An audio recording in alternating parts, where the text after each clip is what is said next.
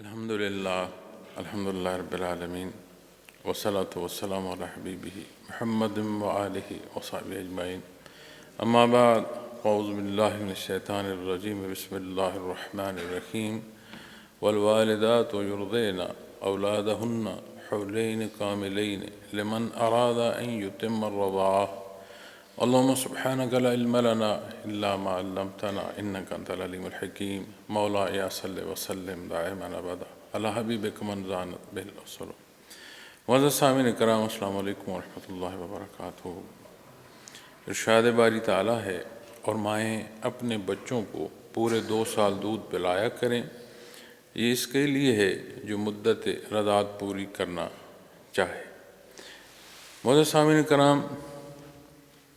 گزشتہ جو آیات کریمہ ہیں ان میں طلاق سے متعلق احکامات ارشاد فرمائے گئے ہیں، اور یہ حصہ رضاعت سے متعلق ہے کہ اولاد جو اللہ کریم عطا فرماتے ہیں، اگر ہم دین اسلام کا جائزہ بحیثیت مسلمان لیں تو اللہ کا شکر ہے کہ اس نے ہمیں دین اسلام جو ہے اختیار کرنے کی توفیق عطا فرمائی، اور ہم تو نسلاً بعد نسل بطور توارث دین اسلام ہمیں تو نصیب ہوا. لیکن اگر کوئی دینی اس ایمانی پہلوؤں سے ہٹ کر بھی دین اسلام کا جائزہ لے گا تو بھی اسے مجبور ہونا پڑے گا کہ عین زندگی بسر کرنے کے جو طریقے ہیں وہ وہی بہترین ہیں جو دین اسلام بیان فرما رہا ہے. اب جب ہم زندگی کے پہلوؤں کو 2 حصوں میں تقسیم کرتے ہیں، ایک حصہ ہم دینی مقرر کرتے ہیں اور ایک حصے کو ہم دنیا کہتے ہیں، اور اس منطق کی سمجھ نہیں آتی کہ دین اور دنیا الگ کیسے کر رہے ہو، کہ جسے مخاطب فرمایا جا رہا ہے وہ زندگی کہاں بسر کر رہا ہے، دنیا میں زندگی بسر کر رہا ہے، اس کے معاملات کہاں اس نے اختیار کرنے ہیں، کہاں اس نے اپنے اختیار کا استعمال کرنا ہے، کہاں اس نے اپنی استطاعت کا استعمال کرنا ہے،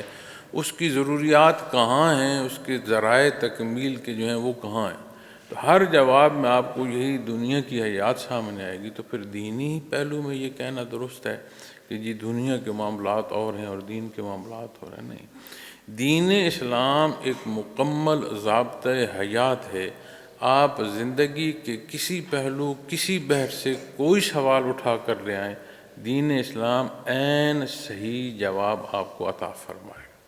اب یہ اختیار عمل کرنے کا، یہ اتنا سارا اختیار ہے کہ بندہ کس راہ کا انتخاب کرتا ہے. اِنَّا هَدَيْنَاهُ السَّبِيلَ اِمَّا شَاكِرًا وَإِمَّا كَفُورًا، کہ شکر گزار بندہ بنتا ہے یا انکار کرتا ہے. اب اسے اس پہلو سے لے لینا کہ دینی حصہ تو الگ ہے، جب نماز کا وقت آئے گا تو ہم جا کر نماز پڑھ لیں گے. جی مانتے ہیں کہ نماز فرض ہے، فرائض میں بڑا بہت افضل حکم ہے، ہم ادا کر لیں گے، لیکن جب لین دین کی باری آئے گی تو وہاں ہم ضرور حرام کا جو رزق ہے اسے بھی نہیں چھوڑیں گے. تو دین اور دنیا کو جب الگ کیا گیا ہے تو معاشرے کی جو تخریب ہے اور معاشرے میں جو خرابیاں ہیں یہ تھوڑی گواہی دے کہ جب بھی معاشرتی اصول دین اسلام کے مطابق ہوئے ہیں تو اس معاشرے نے ترقی کی ہے. لیکن جہاں بھی دینی اصول چھوڑ دیے گئے ہیں وہاں معاشرہ بھلے دین کا نام لیتا رہے لیکن عمل چھوڑ دے تو وہاں معاشرہ خود گواہی دیتا ہے کہ اس کی انحطاط اس درجے کی پیدا ہو جاتی ہے کہ سمجھ آتی ہے کہ اس میں خرابی ہو رہی. اسی طرح جب دینی اصول کو آپ اپنے ذاتی زندگی کے ان حصوں پر لیں گے کہ جہاں نکاح کی بات ہے، جہاں طلاق کی بات ہے، جہاں اولاد اور اولاد کی پرورش کی بات ہے، تو یہاں بھی جو اصول دین دے رہا ہے اس کے مطابق زندگی اختیار کی جائے تو پھر تکلیف نہیں ہوتی. اس لیے کہ دین اسلام عدل فرماتا ہے اور ہر ایک کو اس کا حق جو ہے وہ مل جاتا ہے. اور جب عدل ہوتا ہے اور حقوق کا تحفظ ہوتا ہے تو پھر فساد پیدا نہیں ہوتا. فساد تب پیدا ہوتا ہے جب عدل کے راستے میں رکاوٹ پیدا کی جائے، وہ رکاوٹ فساد کا سبب بنتی ہے. اب یہاں جو اس سے ارشاد فرمایا گیا ہے کہ اور مائیں اپنے بچوں کو پورے 2 سال دودھ پلایا کریں، یہ اس کے لیے ہے کہ جو مدت رضاعت پوری کرنا چاہے. اب یہ اس وقت بیان فرمایا گیا ہے کہ ایک تو بالعموم ہے کہ اتنا مدت مائیں جو ہیں وہ بچے کو دودھ پلا سکتی ہیں. دوسرا کہ جہاں چونکہ پہلے جو آیات ہیں ان میں طلاق کے احکامات ہیں، تو جہاں طلاق ہو گئی اب جہاں طلاق ہوئی اور انہیں اللہ کریم نے اولاد عطا فرمائی تو پھر اس کے بھی تو حقوق ہیں۔ اب ہمارے ہاں نکاح جو ہے اسے تو ہم سمجھتے ہیں کہ اللہ کے نام پر دو افراد اور دو خاندانوں کے درمیان ایک تعلق قائم ہو رہا ہے، اور میاں بیوی ایک دوسرے پر اللہ کریم کے نام پر حلال ہو رہے ہیں، اپنا ایک گھر کی ابتدا ہو رہی ہے۔ اور جب بات تلخیوں میں آتی ہے تو پھر وہاں ہم یہ کیوں بھول جاتے ہیں کہ اس رشتے کی ابتدا اللہ کے نام پر ہے، اور خدا نخواستہ کہیں کمی بیشی واقع ہو جائے تو بھی تو اللہ کریم کے احکامات موجود ہیں، دین اسلام اس کے ضابطے بھی دیتا ہے۔ تو اگر کہیں ایسا مسئلہ پیدا ہو جائے کہ نباہ نہ ہو لیکن وہاں اولاد ہو تو اس اولاد کے بھی تو کوئی حقوق ہے۔ تو یہاں اس لیے فرمایا گیا ہے کہ کوئی صورت بھی ہو کہ اگر رجوع کے قابل رشتہ ہو، یعنی پوری طلاق نہ دی گئی ہوں، واپس رجوع کیا جا سکے تب بھی، اور اگر اللہ نہ کرے کہ ایسی صورت پیدا ہو گئی کہ رجوع کے قابل بھی نہیں رہے، علیحدگی پوری ہو گئی، تو بھی فرمایا کہ جو مائیں اپنے بچوں کو پورے 2 سال دودھ پلایا کریں، اور اس کے لیے ہے جو مدت رضاعت پوری کرنا چاہے، لمن اراد ان یتم الرضاع، کہ جو مدت رضاعت پوری کرنا چاہے، یعنی یہ 2 سال کا عرصہ ہے، اس 2 سال کے عرصے کو فرض نہیں فرمایا گیا کہ جو اس عرصے کو پورا کرنا چاہیں ان کے لیے یہ اجازت ہے کہ وہ اسے پورا کریں۔ اب اولاد کے ساتھ جو محبت ہے اسے بحیثیت والد یا والدہ ہی سمجھا جا سکتا ہے۔ اولاد ہوتے ہوئے جو والدین کی نسبت ایک شفقت اور محبت کا عنصر والدین کی نسبت اولاد کی طرف ہے، یہ اولاد ہوتے ہوئے بات سمجھ نہیں آتی۔ ایک عام سا دیہاتی واقعہ بیان کیا جاتا ہے، ایک واقعہ کہ کوئی بزرگ تھا، اس نے اپنے بیٹے سے پوچھا کہ بیٹا یہ جو درخت پر پرندہ بیٹھا ہے یہ کیا ہے؟ تو اس نے کہا ابا جی یہ کوا ہے۔ تھوڑی دیر گزری، پھر بزرگوں نے پوچھا کہ بیٹا یہ کیا ہے؟ تو انہوں نے عرض کیا ابا جی یہ کوا ہے، آپ کو بتایا تو ہے۔ تیسری دفعہ جب آپ نے پوچھا تو اس نے کہا ابا جی خیریت تو ہے، میں نے آپ کو 2 دفعہ بتایا ہے یہ کوا ہے، آپ کو سمجھ نہیں آ رہی؟ ان کا بیٹا مجھے سمجھ آ رہی ہے، جب تو چھوٹا سا تھا تو یہیں کوا بیٹھا تھا اور تو نے مجھ سے 100 دفعہ پوچھا کہ ابا یہ کیا ہے، اور میں نے تمہیں 100 دفعہ بتایا کہ بیٹا یہ کوا ہے۔ اب اس بیٹے کو اس کیفیت کی سمجھ نہیں آئے گی تاں کہ وہ والد کی جگہ بیٹھا ہوگا اور اس کی جگہ اس کی اولاد ہوگی، تو پھر اسے سمجھ آئے گی کہ اس رشتے میں جو انس ہے، جو محبت ہے، اسے ماپا نہیں جا سکتا۔ تو محترم سامعین کرام، اللہ کریم نے ہر ایک کے جہاں فرائض کا حکم دیا ہے وہاں اس کے جو حقوق ہیں اس کا بھی فرمایا، چونکہ معاشرے میں حقوق و فرائض باہم تقسیم ہوتے ہیں۔ اگر میرا فرض ہے تو کسی کا حق ہوگا، اسی طرح جہاں میرے حقوق ہیں وہ کسی کے ذمہ فرائض کی صورت میں ہوں گے۔ تو جب سارے اصول دین کے مطابق ہوں گے تو یہ جو آج ہمارے معاشروں میں تنگی پیدا ہو چکی ہے، ہمارے گھروں میں تفریق پیدا ہو چکی ہے، باہم نفرت پیدا ہو چکی ہے، ایک ایک بات کو اٹھا کر دیکھیے گا اور پھر آپ غور کیجئے گا کہ جو کچھ ہم کر رہے ہیں اس پر دین اسلام کا حکم کیا ہے اور ہم کیا کر رہے ہیں، ساری بات سمجھ آ جائے گی۔ تو جو مدت رضاعت پوری کرنا چاہے اس کے لیے 2 سال کا عرصہ بیان فرمایا گیا ہے، اور فرمایا کہ جو رضاعت پوری کرنا چاہے، یعنی یہ پابندی نہیں ہے۔ اور اس میں علماء کرام جب بحث فرماتے ہیں کہ ایسا مسئلہ نہ بھی ہو کہ کہیں علیحدگی نہ بھی ہو، اور اگر کوئی خاتون بچے کو 2 سال تک پلائے تو درست، لیکن اگر نہ پلا سکے، کوئی سبب ایسا ہو جائے، کوئی تکلیف بیماری ہو جائے، تو یہ فرض عین نہیں ہے کہ یہ ضرور اسے پورا کیا جائے۔ اور فرمایا وَعَلَى الْمَوْلُودِ لَهُ رِزْقُهُنَّ وَكِسْوَاتُهُنَّ بِالْمَعْرُوفِ، اور جس کا بچہ ہے اس والد کے ذمہ معروف طریقے سے ان کا کھانا اور لباس، یعنی ضروریات زندگی ہے۔ اب جہاں علیحدگی ہو گئی وہاں علیحدگی میں اگر یہ صورت پیش آ گئی ہے کہ ان کے ہاں اولاد بھی ہے تو اس نوزائیدہ کا جو دودھ ہے وہ 2 سال تک والدہ اسے پلائے، اور جو والد ہے اس کے ذمے ان کے جو ضروریات زندگی ہے اسے پورا کرنا ہے۔ اب ہم اپنے معاشرے میں دیکھتے ہیں کہ بڑی محبت سے رشتہ جڑتا ہے، لیکن جہاں دراڑ پیدا ہوتی ہے پھر اتنی نفرت اس دراڑ میں ہم بھر دیتے ہیں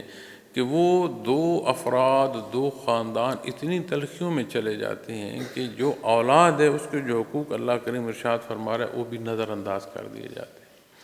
اور فریقین کی طرح کبھی تو جو والد ہے اس کی طرف سے زیادتی نظر آتی ہے ہمیں معاشرے میں، اور کبھی والدہ کی طرف سے بھی ایسے حالات دیکھنے میں آتے ہیں کہ وہاں سے زیادتی ہو رہی ہے۔ تو اللہ جل شانہ نے فرمایا کہ جو مدت رضاعت پورا کرنا چاہیں وہ 2 سال تک دودھ پلائیں، اور اس دوران جو خرچ ہے، جو اس خاتون کا خرچ ہے، جو اس بچے سے متعلقہ اخراجات ہیں، وہ والد کے ذمہ ہے، اور معروف طریقہ، معروف کہتے ہیں جسے ہر کوئی جانتا ہو، معروف ہر کوئی جسے جانتا ہو۔ اسے جب آپ اس آیہ کریمہ کے تحت معنی دیں گے تو یعنی اپنی حیثیت کے مطابق، اب اس کی حیثیت تو ظاہر ہے، ہر ایک کو معلوم ہے، تو معروف طریقے سے یعنی جو اس کی حیثیت ہے۔ اب معاشرے میں حیثیتوں کا فرق ہے، ایک ہی آبادی میں مختلف حیثیتوں کے لوگ رہتے ہیں، تو جو نان نفقہ اس نے پورا کرنا ہے اپنی حیثیت کے مطابق پورا کرنا ہے، یہ نہیں ہے کہ وہ اپنے لیے تو اعلیٰ حصہ رکھے اور جہاں اس نے یہ ذمہ داری پوری کرنی ہے وہاں گزارے کے لائق کوئی چیز دے، نہیں، اسی حیثیت کے مطابق جو اس کی رہائش ہے، جو اس کا کھانا پینا ہے، جو اس کا اوڑھنا پہننا ہے، اس کی مطابقت وہ ضروریات کو پورا کرے، اس کے مطابق ان ضروریات کو پورا کرے۔ اور فرمایا لا تکلف نفس الا وسعها، کسی کو اس کی طاقت سے زیادہ تکلیف نہیں دی جاتی۔ یہ آیہ کریمہ اس طرح جو اللہ کا یہ حکم ہے قرآن کریم میں دوسری جگہ بھی بیان فرمایا گیا۔ عمومی طور پر اس آیہ کریمہ سے جو مفہوم لیا جاتا ہے وہ یہ لیا جاتا ہے کہ کسی پر بھی جو دکھ اور تکلیف آتی ہے وہ اس کی برداشت سے زیادہ نہیں، جو کہ یہ انداز اس کے مفہوم کا لینا درست نہیں ہے۔ درست حصہ یہ ہے کہ اب یہاں بھی جو ارشاد فرمایا گیا وہ یہ ہے کہ احکام، دینی احکام کے تحت جب یہ فرمایا گیا تو یعنی جو دینی حکم ہے اللہ کریم نے اسے اس درجے پر اور اس کی وہ معیار مقرر فرمایا جسے ہر ایک پورا کر سکتا ہے۔ مثلا قیام نماز میں فرض ہے، اگر قیام نہ ہو تو نماز نہیں ہوتی۔ اب ایک بندہ بیمار ہے، وہ کھڑا نہیں ہو سکتا، اس کا قیام اس بیٹھنے میں ہے کہ بیٹھ کر نماز ادا کر لے، تو وہ جو اس کا بیٹھنا ہے وہیں اس کا قیام پورا ہو جائے۔ اور اگر کوئی اس سے بھی زیادہ بیمار ہے کہ بیٹھ نہیں سکتا، لیٹا ہے، اشارے سے پڑھ رہا ہے، تو اس کے وہ لیٹے ہوئے اشارے میں اس کا جو قیام کا حکم ہے، اس کا جو رکوع سجود کے احکامات ہیں وہ سارے وہاں پورے ہو جائیں۔ تو دین اسلام کوئی حکم بھی ایسا نہیں دیتا جسے بندہ پورا نہ کر سکے۔ یہ جواز کہ مشکل ہے، یہ سستی کاہلی ہو سکتی ہے، بدنیتی ہو سکتی ہے، جہالت ہو سکتی ہے، حق سے دوری کے سبب کو اثر ہو سکتا ہے، یہ بات درست نہیں ہے کہ دینی حکم پر عمل کرنا مشکل ہے۔ زندگی نے چلنا ہے معزز سامعین کرام، روز صبح اور شام کا معاملہ ہمیں پیش آنا ہے، ضروریات بھی ہمیں پیش آنی ہے، اور کبھی خوشی میں ہوں گے، کبھی دکھ میں ہوں گے، کبھی صحت میں ہوں گے اور کبھی بیماری کی حالت میں ہوں گے۔ زندگی نے چلنا ہے، اور اگر کوئی یہ کہے کہ میں ایک جگہ بیٹھ گیا ہوں، اس کی زندگی کا سفر بھی جاری ہے، اس کی زندگی کا سفر نہیں رکتا۔ اب اس مسافر نے قدم بہ قدم چلنا ہے، اسے معاملات نے پیش آنا ہے، اس کی مرضی کے جو حق ہے اس کے مطابق زندگی بسر کرتا ہے تو دنیا میں بھی سہولت ہے اور آخرت کی تعمیر ہے۔ اور اگر وہ اپنی خواہش اور اپنی مرضی کے مطابق اپنے امور اختیار کرتا ہے اور اللہ کا حکم نہیں مانتا، نبی کریم صلی اللہ علیہ وسلم کے احکامات اور آپ کی رہنمائی کے مطابق زندگی بسر نہیں کرتا، تو وہ یہ خطا اسے یہاں بھی تکلیف میں ڈالے گی اور آخرت میں بھی وہ تکلیف اٹھائے گا۔ تو بات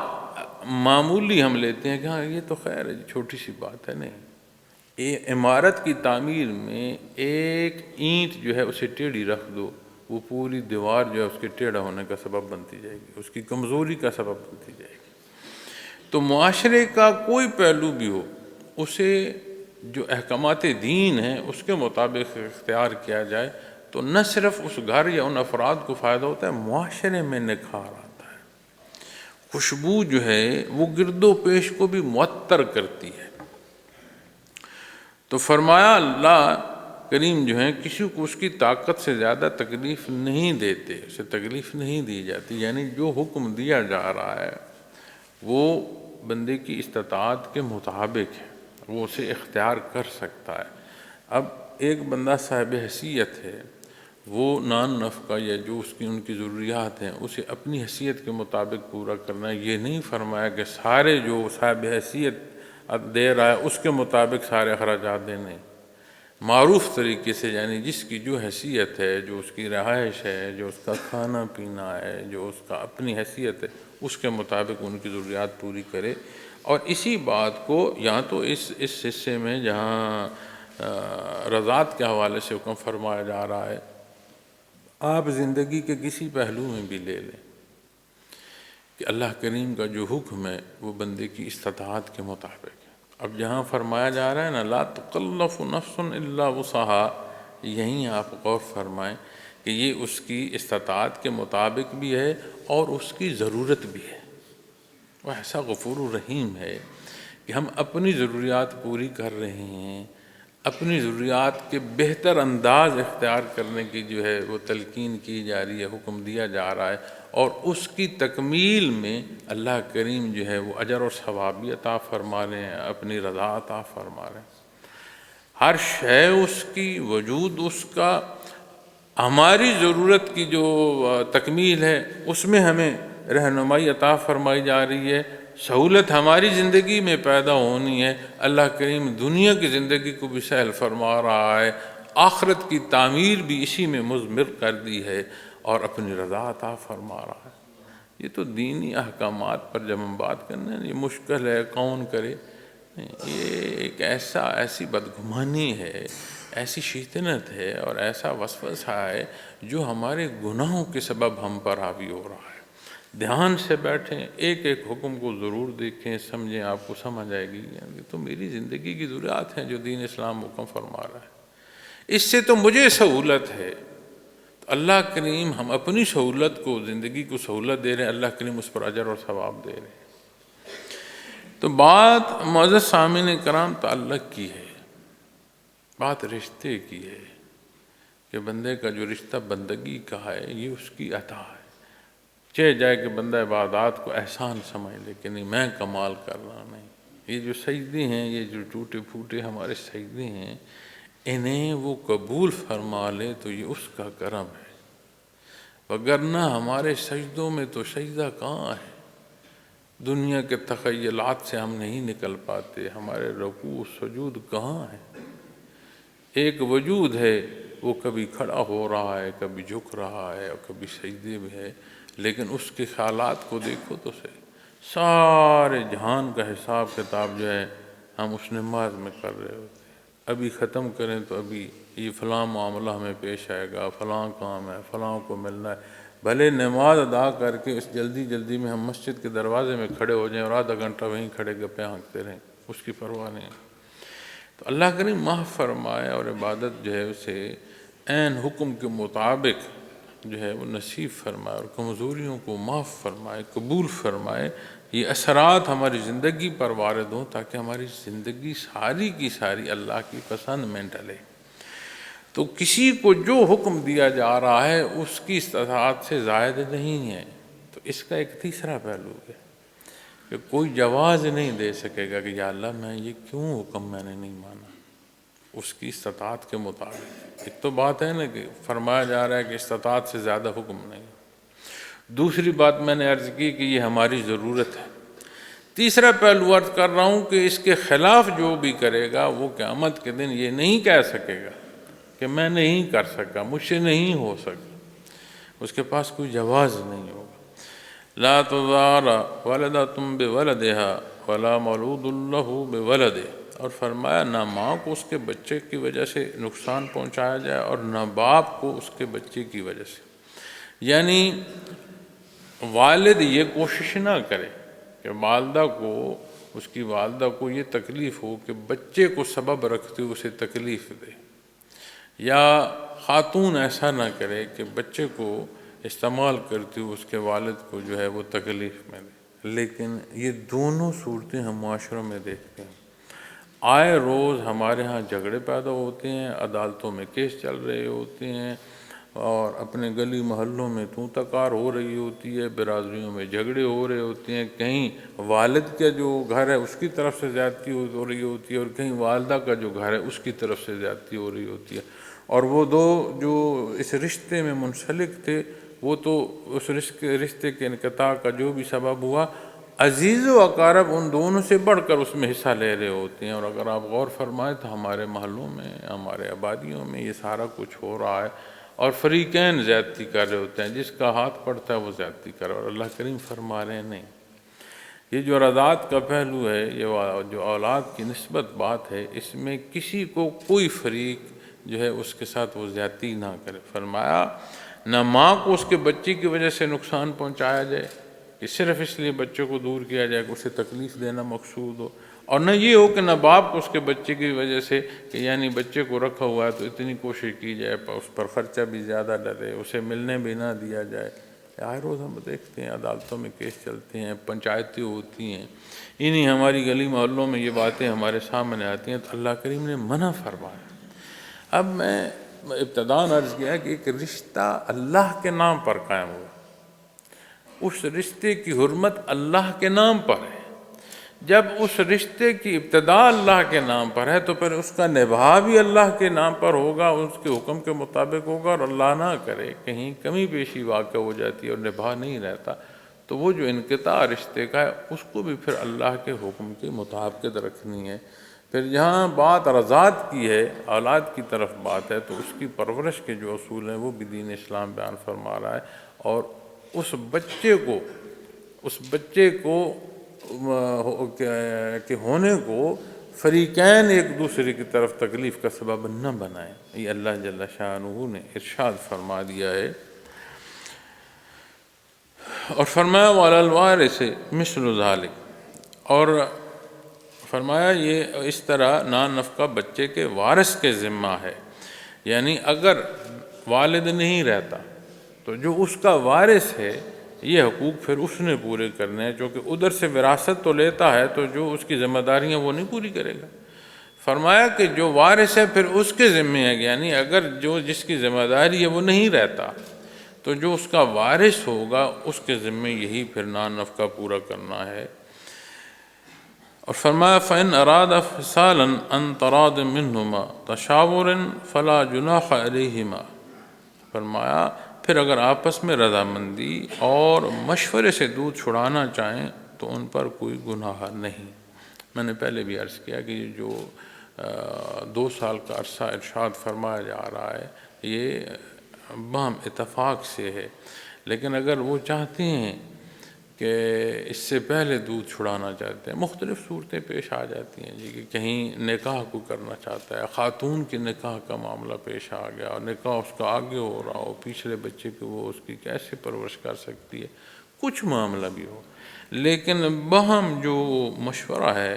چونکہ دونوں کی نسبت و صلات کا رشتہ ہے، اس بچے کا والد کی نسبت بھی اولاد کا رشتہ ہے اور والدہ کی طرف بھی اولاد کا رشتہ ہے، یہ نسبت دونوں طرف اس کی ہے۔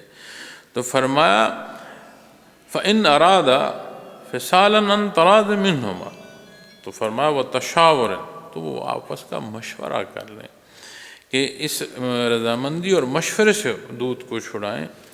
تو فلا جناح علیہما، تو پھر اس میں ان پر کوئی گرفت نہیں، ان پر کوئی گناہ نہیں ہے، یعنی یہ پابندی نہیں ہے کہ 2 سال تک یہ دونوں افراد جو ہیں وہ پابند بھی رہیں اور اس بچے کی جو مدت رضاعت ہے وہ پوری بھی کریں، یہ پابند نہیں فرمایا،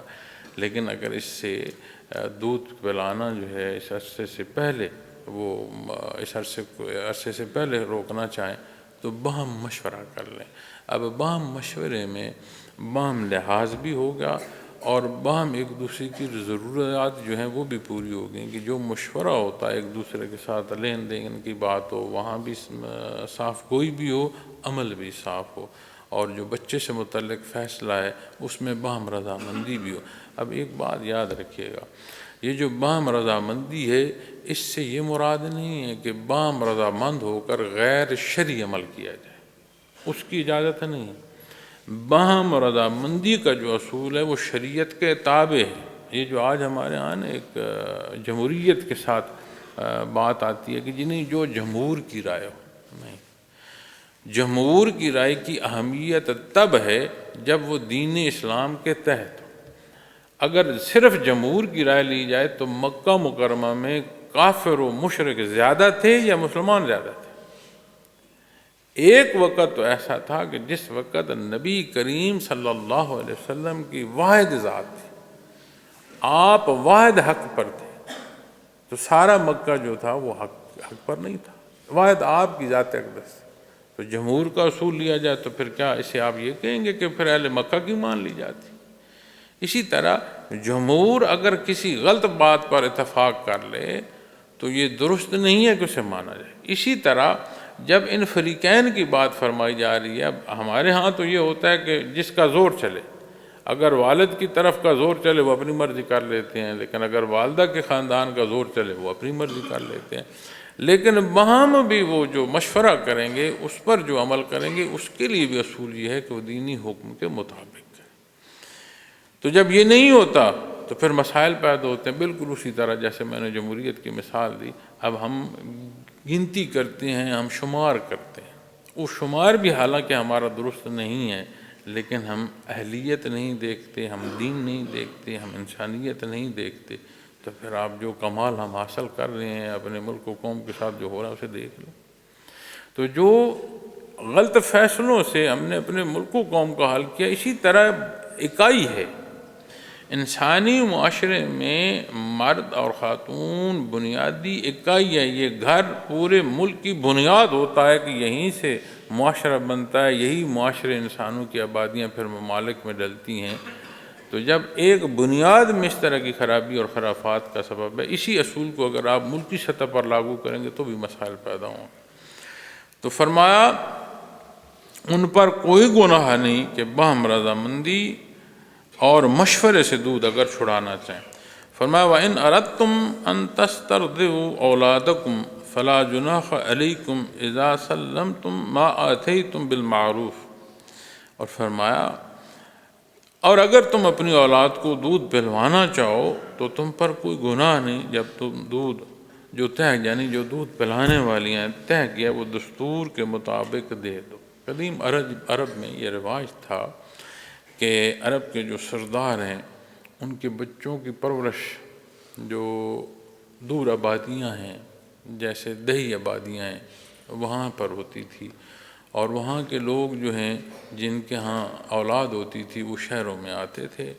اور سرداروں کے گھروں میں جا کر ان کے بچے لیتے تھے اور کہ انہیں وہ 2 3 4 سال تک اپنے پاس رکھتے تھے، اور وہ رضائی ماں جو ہے جہاں اپنے بچے کو دودھ پلاتی تھی وہیں یہ جو سردار کی اولاد ہے یا بچے ہیں انہیں بھی دے جاتی تو ان کی پرورش کرتی تھی۔ اب اس میں مختلف پہلو سامنے آتے ہیں، ایک کہ اس کی جو پرورش ہے وہ ایسی ہے کہ وہ اس ماحول اور حالات میں اپنی مضبوطی جو ہے وہ بچہ مضبوط ہوتا ہے۔ اب جو گھر یا ماں کی گود ہے اسے اتنا وہاں لحاظ ہوتا ہے کہ ہم بچے کو کمزور کر دیتے ہیں، تو وہ بچے کی پرورش کا خیال اسی طرح رکھتے تھے جیسے اپنی اولاد کا ہے، لیکن جب ان سارے رشتوں سے ہٹ کر پرورش ہو رہی ہوتی تھی تو اس پرورش میں ایک مضبوطی تھی۔ اور دوسرا جو بہت بڑا پہلو تھا وہ یہ تھا کہ وہ چاہتے تھے کہ ہماری اولاد خالص زبان سیکھے، تو دیہی علاقوں میں خالص اور ٹھوس زبان ہوتی تھی۔ اب شہری آبادی آپ مکہ مکرمہ میں اس وقت کی تاریخ اٹھا کر دیکھیں، ہر مذہب کے لوگ موجود تھے، کثرت تھی، بے شمار مذاہب جو تھے مکہ مکرمہ میں تھے، اور بے شمار قافلے آتے تھے، کوئی کہیں کا تاجر آ گیا، کوئی کہیں کا تاجر آ گیا، کوئی صاحب زبان ہے تو صاحب زبان نہیں ہے، وہ کسی اور زبان سے تعلق رکھتا ہے، کوئی اور زبان کا عربی بولنے کی کوشش کر رہا ہے تو وہ کوئی لفظ سیدھا بول رہا ہے، کوئی الٹا بول رہا ہے۔ تو جب مختلف جگہوں اور مختلف زبانوں کا اکٹھ ہوتا ہے تو پھر وہاں جو بنیادی وہاں کی زبان ہے وہ خالص نہیں رہتی، تو یہ رواج تھا عرب میں کہ یہ بچوں کو باہر دیہی آبادیوں میں ابتدائی دنوں میں بھیج دیتے تھے، چونکہ وہ جو ابتدائی دنوں کی تعلیم ہے نا، وہ زبان بہت مضبوط ہوتی ہے، وہ آخر تک بندے کے ساتھ رہتی ہے۔ تو وہ جو انداز ہے، ایکسنٹ جسے کہتے ہیں، انداز ہے، جو کلام کا انداز ہے، نہ صرف الفاظ، انداز بھی وہ چاہتے تھے کہ ہمارا خالص رہے۔ تو نبی کریم صلی اللہ علیہ وسلم کی رضاعت سے متعلق آپ مائی حلیمہ رضی اللہ تعالیٰ عنہ کا واقعہ آپ کے سامنے علماء کرام بیان کرتے ہیں۔ سیرت پاک میں یہ واقعہ ملتا ہے کہ وہ ایسا غریب خاندان کہ اہل مکہ میں سے کسی نے اس کو بچہ نہیں دیا۔ ایک ان کی سواریاں کمزور، دوسرا وہ آنے والوں میں کمزور، تو جو پہلے پہنچ گئے انہوں نے اپنی اپنی مرضی سے جو ہے گھر جو ہے انہیں انتخاب کیا۔ اب یہ بچہ جو لے جاتے تھے کوئی 2 سال 3 سال 4 سال جب واپس دیتے تھے تو پھر وہ سردار انہیں انعام و اکرام دیتے تھے، تو وہ ان کے ذریعہ معاش بھی ہو جاتا تھا، اور جن کا بچہ ہے اس کی خالص زبان بھی جو ہے اسے حاصل ہو جاتی تھی۔ تو مائی صاحبہ کو کوئی اور بچہ میسر نہ آیا ماں سوائے نبی کریم صلی اللہ علیہ وسلم کے گھر آپ کے حاضری نصیب ہے۔ اب دیکھو یہاں ایک اور ذیلی بات عرض کرتا ہوں کہ ہم اس دنیا کے معاملات میں بڑے چھوٹے دل کے ساتھ چل رہے ہوتے ہیں کہ یہ ہو گیا، دیکھو جی میرا تو نقصان ہو گیا، مجھے یہ پریشانی لاحق ہوگی، یہ ہوگی۔ اب مائی صاحبہ پریشان تھیں کہ مجھے تو کوئی بچہ نہ ملا، ایک گھر ہے لیکن وہ بچہ تو یتیم ہے، تو جو ان کے والد نہیں ہیں تو مجھے کیا ملے گا، لیکن اب اور کوئی چارہ نہیں ہے، انہی بچے کو لے لیں۔ تو بعض روایات میں یہ بھی ملتا ہے کہ وہ جب آپ صلی اللہ علیہ وسلم کو لے کر اپنی سواری پر بیٹھے تو جو مرد ہے وہ آگے بیٹھا تو سواری نہیں اٹھی، بچے کو مرد کی گود میں دیا، یعنی بچہ سواری کی حیثیت میں سب سے آگے آیا تو سواری اٹھی۔ چھوٹی چھوٹی باتوں سے وہی سواری جو مکہ کی طرف چلتے ہوئے سارے قافلے سے اتنے دور رہ گئی کہ سارا قافلہ آبادی میں پہنچ گیا اور وہ آبادی میں نہ پہنچ سکے، بعد میں پہنچے۔ وہی سواری جہاں خوراک دودھ کے حوالے سے، وجودی طاقت کے حوالے سے کہ سواری چلنا تو کجا اٹھنے سے قاصر تھی، وہی اسی میں اتنی طاقت آ گئی، اتنا دودھ آ گیا کہ ان کی ضروریات بھی پوری کر رہی ہے، سارے قافلے سے پہلے اپنی منزل کی طرف جا رہی ہے۔ تو ظاہری طور پر تو مائی صاحبہ سب سے پیچھے رہ گئی تھی، لیکن اللہ کریم کو ایسا منظور تھا کہ اب کس کو معلوم ہے کہ مکہ میں کون کون سے خاندان آئے تھے، لیکن قیامت تک مائی صاحبہ کا تذکرہ ہوتا رہے گا، ادب سے ہوتا رہے گا، اور اللہ کریم انہیں اجر اور ثواب عطا فرماتے رہے۔ تو اللہ کا حکم دیکھنا جو ہے اسے بنیاد رکھنا چاہیے۔ ہم حالات کو دیکھتے ہیں، حالات اللہ کریم کے دست قدرت میں ویسے بدلتے جائیں گے جیسے اللہ کریم چاہے گا۔ تو فرمایا اگر تم اپنی اولاد کو دودھ پلوانا چاہو تو تم پر کوئی گناہ نہیں، جب تم دودھ پلانے والوں کو جو طے کیا ہے وہ دستور کے مطابق دے دو، یعنی یہاں بھی جو تم بات طے کرو وہ دستور کے مطابق ہو۔ یہ بھی مقصد نہ ہو کہ اگر میں نے یہ مدت رضاعت آپس میں ہم نے طے کر لیا اور کسی اور خاتون سے بچے کو دودھ پلوانا ہے تو میں اپنا مطلب حل کر لوں، اس کی ضرورت پوری نہ کروں۔ تو اس معاہدے میں بھی معروف طریقہ چاہیے۔ اور یہاں ایک مسئلہ علماء کرام بیان فرماتے ہیں کہ یہ جو رضاعی رشتہ ہے، جس بچے کا دودھ رضاعی ماں سے جسے ملتا ہے تو اس کی جو اولاد ہے وہ اس کے ساتھ اس کا رشتہ بہن بھائیوں کا ہو جاتا ہے، وہاں اس کا نکاح نہیں ہو سکتا۔ لیکن جسے رضاعی رشتہ نصیب ہوا ہے، باقی اگر اس کے کوئی بہن بھائی ہیں اور انہوں نے یہ دودھ اس کا نہیں پیا تو ان کا رشتہ رضاعی بہن بھائیوں کا نہیں ہو سکتا، ان دونوں گھروں میں باہم رشتہ ہو سکتا ہے۔ لیکن جس نے دودھ پیا ہو اس کے جو رضاعی رشتہ ہے ماں اس کا بہن کا اور بھائی کا، وہاں ان کا رشتہ نہیں ہو سکتا۔ اور نبی کریم صلی اللہ علیہ وسلم جب مدینہ منورہ میں تشریف فرما تھے، گرد و پیش کے علاقے جو ہیں وہ فتح ہو رہے تھے، تو اس وقت پھر یہ خاندان جو مائی صاحبہ کا خاندان ہے یہ بھی گرفتار ہوا تھا، یہ قوم گرفتار ہوئی تھی، اور آپ کی ہمشیرہ رضاعی ہمشیرہ آپ کے پاس تشریف لائیں آپ نے اپنی چادر مبارک بچھائی، انہیں بیٹھنے کا جو ہے فرمایا، انتہائی تعظیم فرمائی، اور گرد و پیش لوگ حیران تھے کہ یہ کون خاتون ہے جسے نبی کریم صلی اللہ علیہ وسلم اتنی تعظیم دے رہے ہیں۔ تو آپ نے فرمایا یہ میری ہمشیرہ ہے، میری رضائی بہن ہے۔ آپ نے نہ صرف انہیں بلکہ پورے خاندان کو جو ہے آپ نے آزاد فرما دیا، اور بغیر کسی شرط کے غیر مشروط آزاد فرما دیا۔ یہ الگ بات ہے کہ آپ کی محبت اور شفقت ہے کہ وہ پورا خاندان جو ہے وہ ایمان لے آیا۔ تو فرمایا معروف طریقے سے، یعنی جو دستور کے مطابق ہے وہ دو۔ تو اللہ کریم یہ باریکیاں سمجھنے کی توفیق عطا فرمائے۔ اس آیہ کریمہ کا تھوڑا سا حصہ رہ گیا ہے، لیکن وہ ایسا حصہ ہے اس پر تھوڑی سی تفصیلاً گفتگو کرنے کی ضرورت ہے، اس لیے زندگی رہی، اللہ کریم کو منظور ہوا تو اگلے بیان میں اس سے متعلق گزارشات پیش کروں گا۔ وآخر دعوانا الحمدللہ رب العالمین۔